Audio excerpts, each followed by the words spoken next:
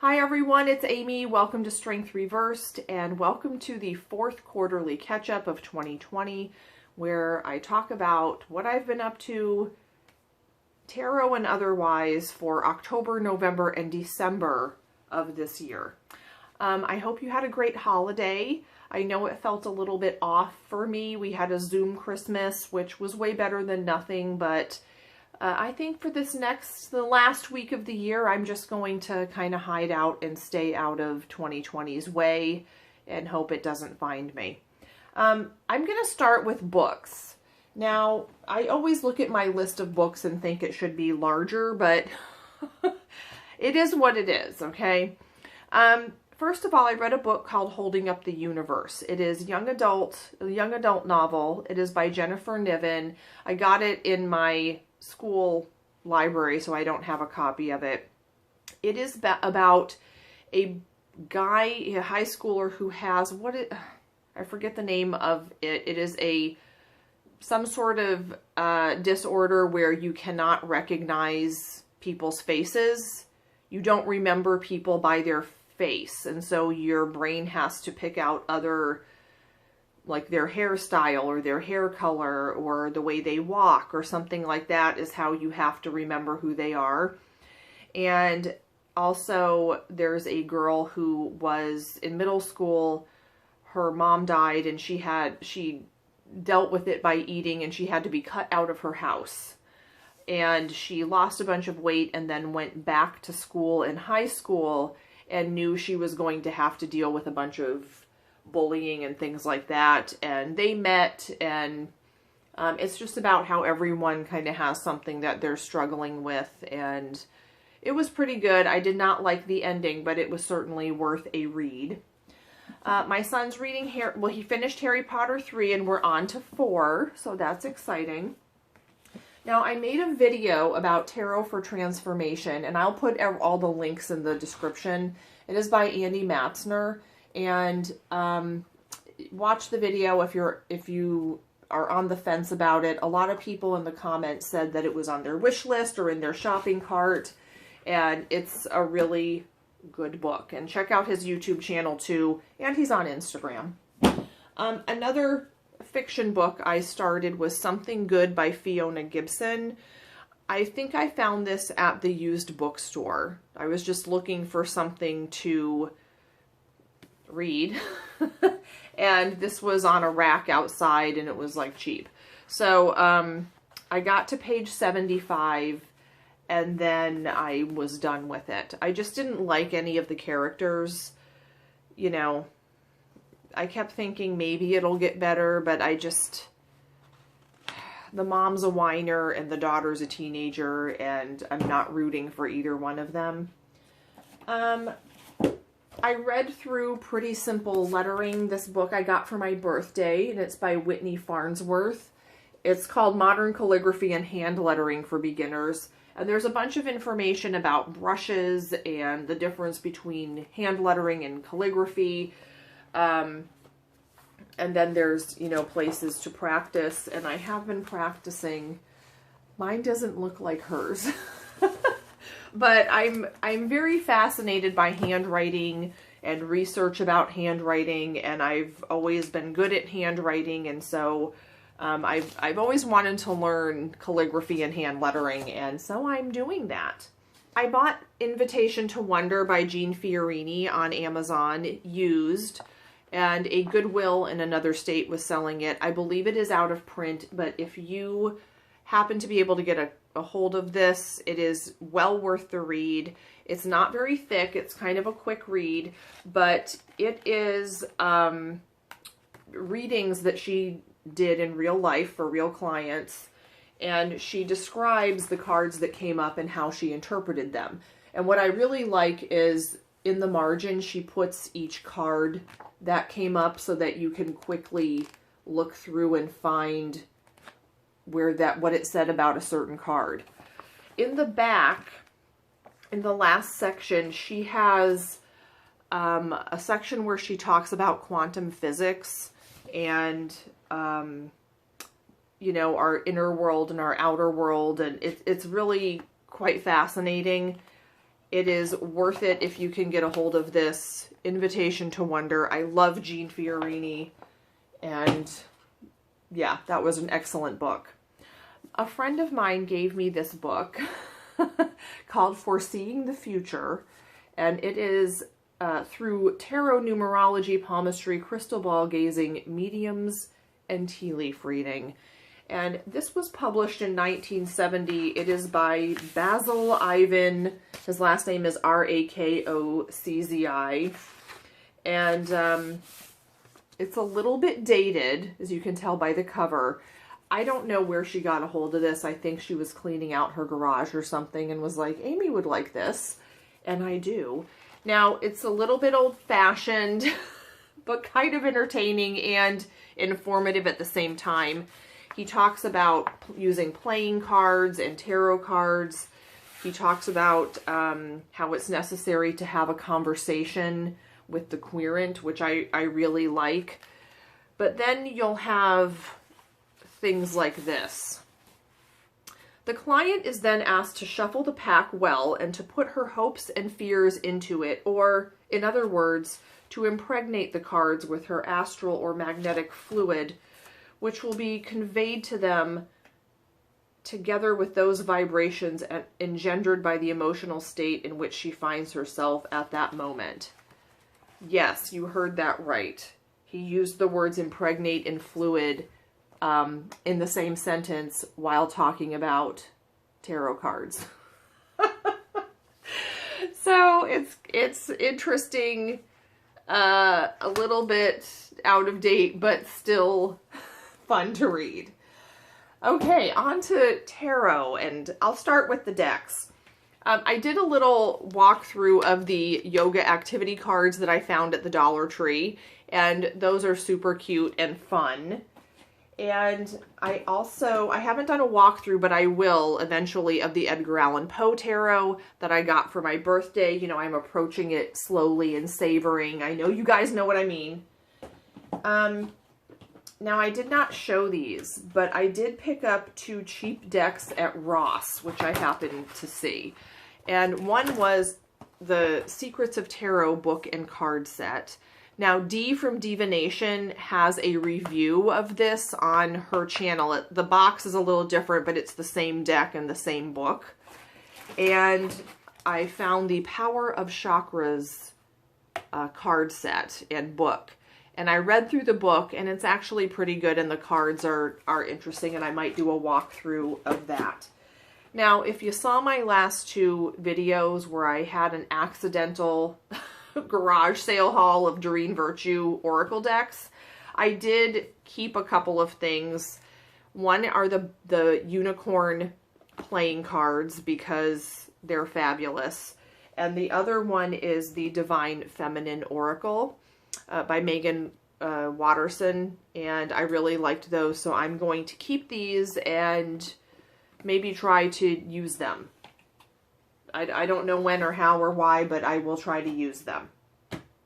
I made a list here. Another thing that I've been up to with my Titanic Tarot is I started a little, I guess, chart where I'm going through the cards and doing some research on the people that are associated with the cards. So many of the cards, especially the queens and kings and all of the majors, they depict real people. And in the guidebook, it does tell you for a lot of the cards who those people are, but it doesn't really explain why they were chosen for that card. And so I decided to do, all it says is their name. This is so-and-so. And so I decided to do a little just mini research on the real people in the deck and make a little chart. And I don't really connect it to the card.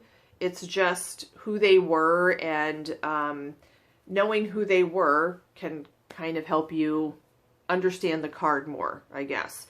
Now, some of the cards, like the pages and the knights, I have found do have some real people, but their names are not included in the guidebook. But I have been able to find a couple, like pages are all the crew. And so I was able to find some more names, but I think I will share that somewhere. If you are using the Titanic Tarot and you would like to take a look at it, I would be happy to share it with you when I'm done. Let's see. I made a spread called the Weekly Funnel where I kind of distilled the essential meaning of the week based on the cards that I had chosen for my daily draws because they were feeling a little bit disjointed, and that I will include in the description below. Of course, I did my Tarot Community Advent Calendar this December, and it finished on Christmas Day, and I was really happy with that. I met a lot of people that I didn't know before, and we had really great discussions in the comments, and I learned a lot of new facts about various topics, and that was really my goal. And so I'm really happy with the way it went. Maybe I will do it next year. I might do it in a slightly different format. I was going to include a daily post on Instagram, but that just got to be way too much, and so I just stuck with YouTube. Let's see. I started the As Above, So Below challenge by Lionhearts on Instagram, and this was an astrology challenge, and I did not stick with it. However, it did motivate me to plug in my chart to astrocharts.com and to look up several of the correspondences that I'm less familiar with. So I feel like even though I didn't finish the challenge, I really did learn more than I did before about astrology.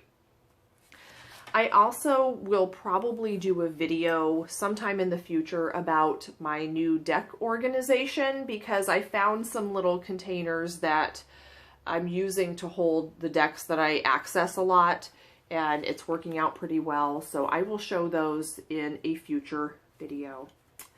I think that's it. Tarot-wise, you know, I'm just doing some ongoing things and studying like everyone else. And I am also working on yoga. I've been incorporating tarot into my yoga more and more, just setting my card of the day kind of in front of me on the mat and thinking about it as I do my yoga. Now, I don't do yoga every single day, but I do yoga more days than not, I will just say. And I am working on a few things. I am still plugging away at Crow. I can get into Crow, but I am still working on balance. And it's one of those things where I thought I had it, and then suddenly I didn't have it, and I felt like I took some steps backwards. But that's okay. I'm working on it little by little. Now, I have been able to go side crow into Fallen Angel on my right side, but now I need to... It's a little wonky, but I need to work on it on my left side also. And I've been also working on Mermaid Pose, which is coming along nicely. So that's what I'm working on for yoga. And I'm really liking it. I was not a yoga person for a long time.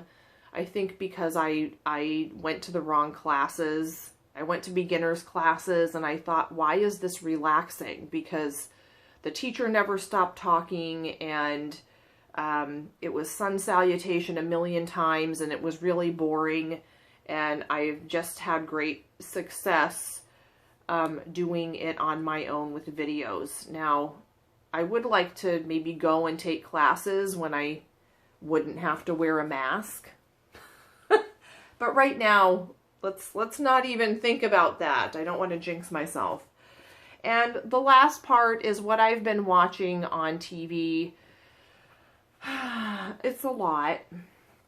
I'm going to be honest, I watch a lot of TV, but it really is a nice distraction for my brain.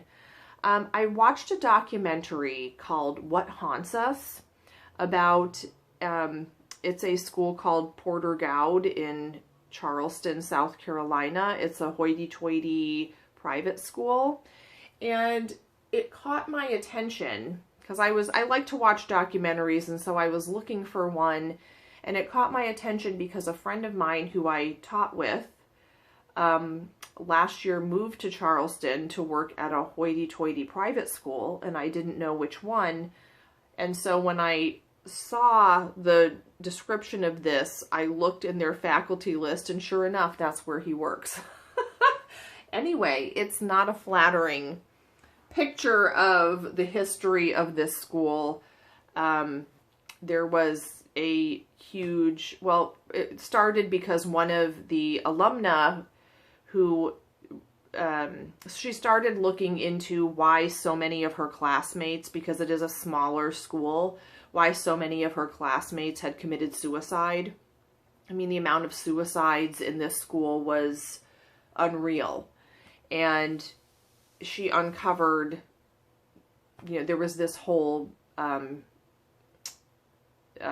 child abuse, you know, scandal where one teacher had been sexually abusing boys for years and years, like decades. So that was, you know, she dug into that, and people still didn't really want to talk about it, but that was pretty interesting. I have been watching I could find the first season of the Goes Wrong show, which Maria from Lady Knight of Avalon suggested. It's really funny. It's really well done. And my son loves it. He keeps rewatching the episodes. So in my last quarterly catch-up, I said that Michael and I were rewatching One Flew Over the Cuckoo's Nest because we were about to start Ratched on Netflix. And it's all about Nurse Ratched and her backstory, it's supposed to be.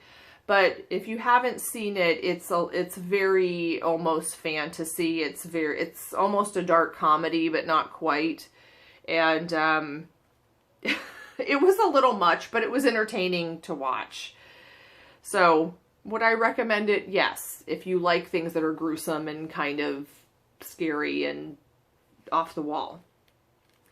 On Netflix, there is a movie called Yes, God, Yes, which I found to be hysterical. It was about this high school girl who goes to a Catholic school, and they tell her all of these, like, messed up things about sex. And you know how if you masturbate, you're going to get, you know, hair on your palms and people will know. And she's kind of into doing all of that. And so she's trying to reconcile her sexuality with everything they're telling her in school, and it's very funny.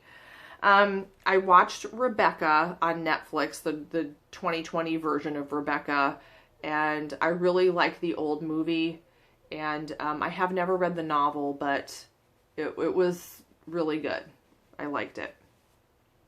Now, by accident, I watched a documentary that was from 2016 on the Discovery Channel. It's called Rats.